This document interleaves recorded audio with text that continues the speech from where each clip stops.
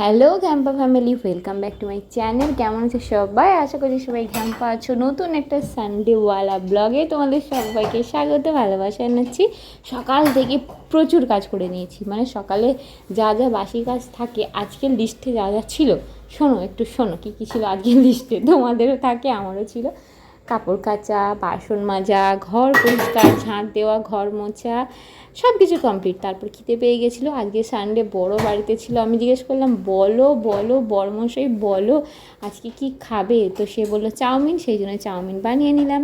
তো তারপর দুজন মিলে চাউমিনটা খেয়ে নিলাম। কুট্টুকে একটু দিয়েছিলাম, দেখতে পাচ্ছ কুট্টু ব্যাকগ্রাউন্ড মিউজিক দিচ্ছে। তার কারণ হচ্ছে কুট্টুর হাতে একটা বাটি ছিল, সেই বাটিটা কুট্টু ফেলে দিয়েছে। হ্যাঁ, তো পড়ে গেছে বলেই হু হু করছে।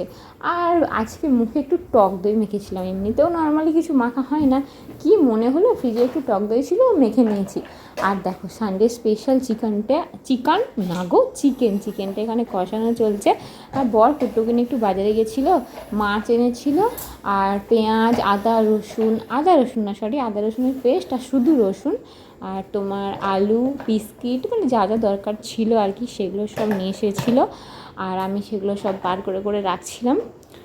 যাই হোক, আজকে সানডের ব্লগটা একটু ছোট হয়ে গেল জানো তো।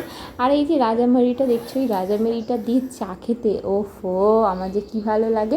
আর কুট্টুর জন্য এই বিস্কিটটা আনা হয়, যেহেতু চিকেনের পিসগুলো কুট্টুর খাওয়ার মতো ছিল না, সেই জন্য কুট্টুকে একটু মাছ ভাজা করে দিয়েছিলাম, সাথে কুমড়ো ভাজা আর ভাত মাখিয়ে খাইয়ে দিয়েছিলাম। ও খুব সুন্দর করে খেয়ে নিয়েছিল।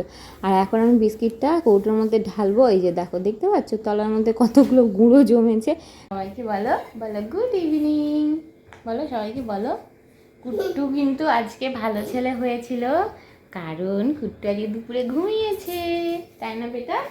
হ্যাঁ, কুট্টু আজকে ভালো ছেলে, আজকে ওকে বকা যাবে না। আমি নিজেই ইচ্ছা করে ঘুমোইনি, শুয়েছিলাম, শুয়ে ফোন দেখছিলাম, সেটা আমার ফল্ট, কুট্টু না। হ্যাঁ, কুট্টু তো ঘুমিয়েছে। আমি চা করলাম, এবার চা খাবো। বাবালি আদর করছে মাম্মাকে। ধান্দা এটা কিছু একটা আবদার, এটা আবদার করছে, এটা আবদার করার স্টাইল।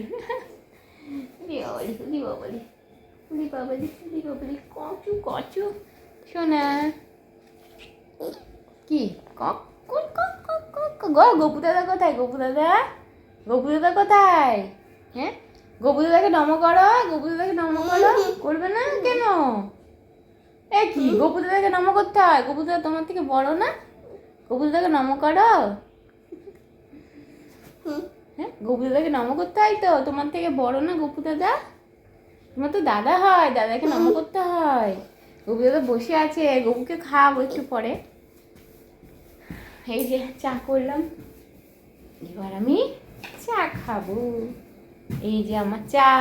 তো বর্মশাই তো চা অতটা ভালোবাসে না, খেলেও লিকার চা, তাও বোধহয় মানে বছরে একবার কি দুবার, মানে খুব কম আর কি বলতে গেলে। তো খেলেও লিকার চা, তো আমি তো আবার লিকার চা ধারে পাশে যেতে পারি না। সেই জন্য কুট্টুকে বলছি, কুট্টু যখনই বরকে বলি যে চা খাবি, একটু চা খাবি সকালে, না আমি চা খাই না, খাবো না, মানে সবসময় খাই না, ওই জন্য তখন যখন না বলে তখন কুট্টুকে বলি, কুট্টু তাড়াতাড়ি বড়ো হয়ে যেত, আমার চায়ের পার্টনার তোকে বানিয়ে নেবো, মা ছেলের জন্য একসাথে চা খাবো, তাই না? বাবা মাথায় ঠুকা হয়ে যাবে, সরে এসো এই জায়গাটা করে মাথায় ঠুকা হয়ে যাবে।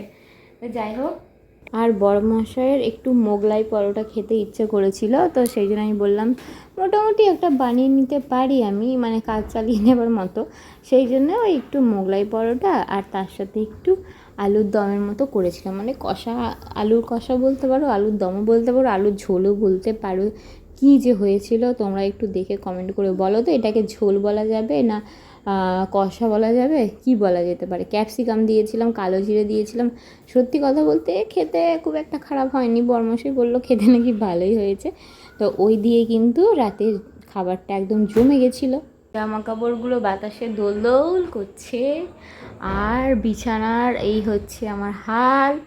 ঘরের মেঝের অবস্থাটা দেখো, এই যে কুট্টু ওখানে আছে, কুট্টুকে আর পুরোটা দেখানো যাবে না কারণ কুট্টু জামা পরা নেই। আর এই যে দেখো কী সব করেছে, দেখেছো? এই হচ্ছে আমার ঘরের অবস্থা।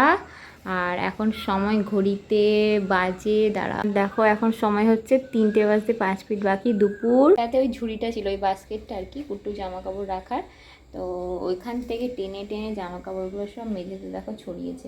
আমি যেগুলো কাচাকুচি হবে এইটার মধ্যে রেখেছিলাম সব বার করেছে। যাই হোক, ঘরের অবস্থা খুব সুন্দর, আমার কুট্টু কি সুন্দর সব গুছিয়ে রেখেছে, আমি সব অগোছালো করব। কুট্টুর কাজ হচ্ছে প্রতিদিন ওই জামা কাপড় বলো, ঘরের সব কিছু এলোমেলো করে দেওয়া, অগোছালো করে দেওয়া। আমার কাজ হচ্ছে অগোছালো জিনিসগুলো গুছিয়ে রাখা। আর এখন দুপুর 3টে বাজে যাচ্ছে, তো আমি প্রতিদিনের মতো আজকেও হাঁ করে অপেক্ষায় রয়েছি কখন কুট্টু ঘুমো ঘুমো করবে। যাই হোক, এখন তো আর ঘুমোতে পারবো না, চুলটা একটু আঁচড়াবো, কারণ পুরো পাগল পাগল আমার অবস্থা। পাগল পাগল অবস্থা থেকে একটু ভালো অবস্থায় ফিরে আসবো।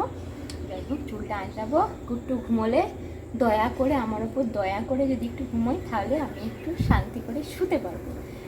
প্রতিদিন তো পুরো ঘুমোই না, মিথ্যা কথা বলবো না, কিন্তু তাও একটু রেস্ট নেবো আর কি। যাই হোক, হাঁপিয়ে যাচ্ছি, শরীরটা ভালো নেই বুঝলে। তো এখন চুলায় যাবো, পুরো ঘরটা যতটা পারবো গুছিয়ে রাখবো, যেহেতু কুট্টু খেলছে, সময়টা নষ্ট না করে ঘরটা গুছিয়ে নেবো। তো বুঝতেই পারছি এটা পরের দিন। আগের দিনে সানডের ব্লগটা যে এত ছোট হয়ে যাবে আমি সত্যি বুঝতে পারিনি। বর সারাদিন বাড়িতে থাকবে না, সত্যি কথা বলতে ভিডিওর দিকে আর মন থাকে না। তো কি খাবে না খাবে, কি করবে না করবে, মানে দুজনে মিলে এই সেই করতে করতেই সময় কেটে যায় আর কি। তো কীভাবে কুট্টুকে নিয়ে সারাদিন মানে সানডেটা কেটে গেছে বুঝতে পারিনি। তার মধ্যে আবার বাড়িতে ছিলেন, মুভি দেখছিলাম দুজনে মিলে, তো মুভি টুভি দেখতে দেখতেই সময় কেটে গেছে, আর তোমাদের সামনে ভালো করে এসে ব্লগ করা হয়নি। সেই জন্যে আমি পরের দিন আসলাম। কোকিল ডাকছে, তোমরা শুনতে পাচ্ছ? কোকিলের আওয়াজটা খুব ভালো লাগে তাই না? এই সময় বসন্তকালে শোনা যায়। যাই হোক, চলো পরের দিন আবার আসতে হলো ব্লগটা এন্ড করতে। তোমাদের যদি ব্লগটা ভালো লেগে থাকে অবশ্যই একটা লাইক করো, নতুন বন্ধুরা চ্যানেলটাকে সাবস্ক্রাইব করে পাশে থেকো। তো নতুন একটা ব্লগ নিয়ে আবারও দেখা হচ্ছে, আজকের মতো টাটা।